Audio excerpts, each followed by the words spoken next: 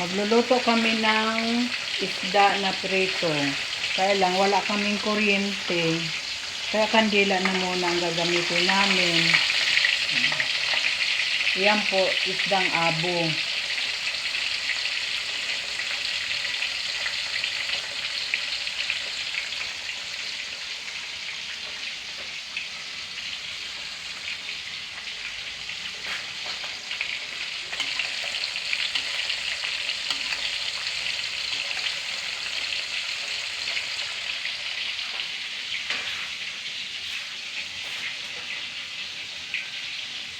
Madilim po dito sa amin pag walang ilaw.